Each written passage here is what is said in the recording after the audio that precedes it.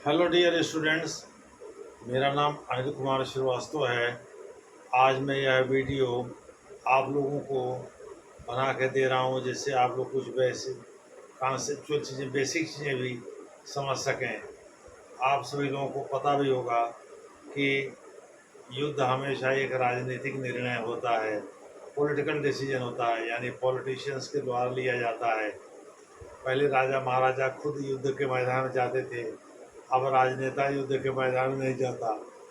इसकी सज़ा हालांकि सेना के लोगों को भुगतनी पड़ती है। वो या तो मरते हैं या तो शत्रु देश के कमज़ोर सैनिकों को मारते हैं। जो भी हो, लेकिन नुकसान सेना का ही होता है या देश का होता है। नेताओं को अगर जीत गए तो वाहवाही, और अगर हार गए तो चलो भाई ठीक है, कोई ऐसा नहीं है कोई शर्म या कोई बहुत बड़ी चीज़ उनको जहनी तौर पर लगती है। भारत ने अभी ऑपरेशन सिंदूर लागू किया, उस दौरान जो है कई बड़ी घटनाएं घटी, जिसमें कि पाकिस्तान बेनकाब भी हुआ और भारत ने उसको बेनकाब करने की तरकीब भी ढूंढी। इसी दौरान जो है अब्दुल कदीर खान या कादिर खान, जो कि पाकिस्तानी आणविक कार्यक्रम के जनक माने जाते हैं, उनका एक बयान बहुत तेज़ी से सोशल मीडिया पर वायरल हुआ। भाई नवाज शरीफ एक पटाखा नहीं फोड़ सकते तो वो न्यूक्लियर बम क्या फोड़ेंगे।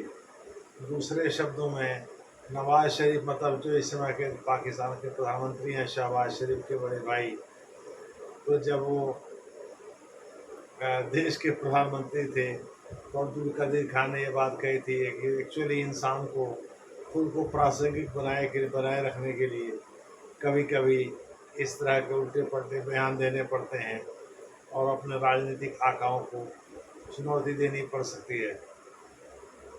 वैसे ये सब पाकिस्तान में ही घटित हो सकता है, भारत जैसे देश में घटित नहीं हो सकता। तो अब्दुल कदीर खान वहाँ के आणविक कार्यक्रम के जनक हैं, आपको ये पता ही होगा। ज़्यादातर तकनीक उन्होंने चीन और नीदरलैंड से चुराई है। चीन 1976 में जब माओ सेतुंग की मृत्यु हुई थी तो वो चीन की यात्रा पर गए थे और वहीं एक सप्ताह या 15 दिन रुक भी गए थे, और उसी दौरान चीनियों ने उनको न्यूक्लियर बम का पाठ पढ़ाया। इसी प्रकार से अब्दुल कदीर खान नीदरलैंड के लाइब्रेरी में काम करते लेबोरेटरी में काम करते थे। लाइब्रेरी नहीं, लेबोरेटरी में काम करते थे, जहाँ उन्होंने आणविक बम बनाने की तरकीब सीखी, टेक्निक सीखी। उसे परिष्कृत चाइना ने करा दिया। मोटे तौर पर आप कह सकते हैं कि पाकिस्तान जो है वह भारत को हड़काता रहता हमेशा। वही एक पाव आधा पाव हमारे पास एटमी बम है, हम छोड़ देंगे तो भारत का ये नुकसान होगा, वो नुकसान होगा। इमरान खान के समय में एक आंतरिक मिनिस्टर थे पाकिस्तान के, आंतरिक मामलों के मंत्री थे। वो तो कहा करते थे कि हमारे पास यहाँ एक पाव आधा पाव के बम रखे हुए न्यूक्लियर, अगर हम छोड़ देंगे तो भारत के मंदिरों में ना तो घंटियाँ बजेंगी, ना भारतीय कोई पूजा पाठ कर पाएंगे, सब टाइम टाइम पे हो जाएगा। दूसरे शब्दों में पाकिस्तानी बड़बोलेपन के शिकार हैं, ये तो आप जानते ही हैं। They put up their brave face forcibly, ज़बरदस्ती का अपना अपना बहादुरी वाला चेहरा सामने रखते हैं, जबकि सच्चाई ये है कि पाकिस्तानी बहुत बड़े कायर और डरपोक लोग हैं।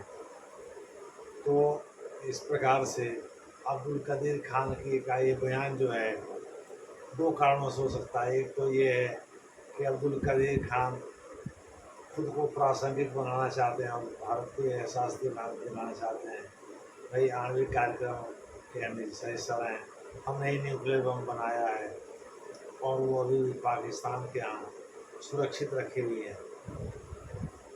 दूसरा ये है कि दुनिया को डराने के लिए या दुनिया से भागने के लिए, जैसे डोनाल्ड ट्रंप ने भारत के बारे में अनाप शनाप तमाम बातें कही हैं, लेकिन जो बात क्लियर कट है वो ये है कि पाकिस्तान ने भारत पर आणविक बम की धमकी दिया होगा, इसी वजह से अमेरिकी राष्ट्रपति ने ये युद्ध विराम करा दिया है।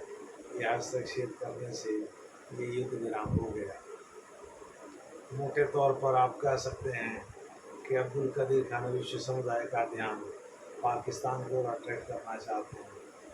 पहला तो खुद को प्रासंगिक बनाए रखना और ये विश्वास दिलाना कि भाई यहाँ के राजनेताओं के हाथ में कम चीज़ें होती हैं, या तो वैज्ञानिकों के हाथ में होती हैं या तो किसी और के। या जैसे इसमें काफ़ी पहले से एक्चुअली सेना ही इन सब चीज़ों का रख रखाव करती आई है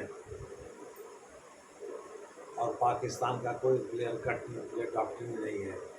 ये SPD Pakistani special policy division है, उसके पूर्व चीफ डायरेक्टर रह चुके लेफ्टिनेंट किदवई ने अपने अपने लेख में उन 4 चीज़ों का जिक्र किया है जब पाकिस्तान न्यूक्लियर वेपन का प्रयोग कर सकता है। पहला ये है कि उसका पॉलिटिकल इस्टेब्लिशमेंट भारी नुकसान का शिकार हो जाए।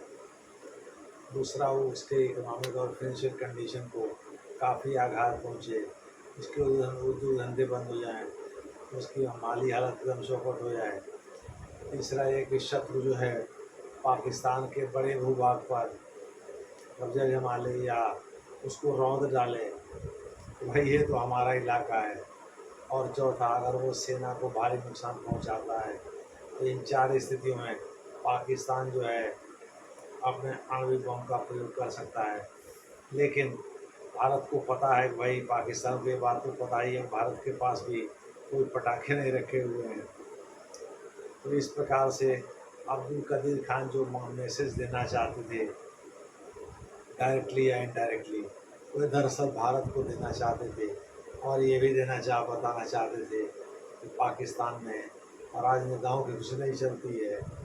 वास्तव में सत्ता, रियली सत्ता सेना के हाथ में होती है। खैर जो भी हो, लेकिन उन्होंने मियाँ नवाज शरीफ पर टिप्पणी किया, वो एक पटाखे तक नहीं फोड़ सकते तो बम क्या फोड़ेंगे।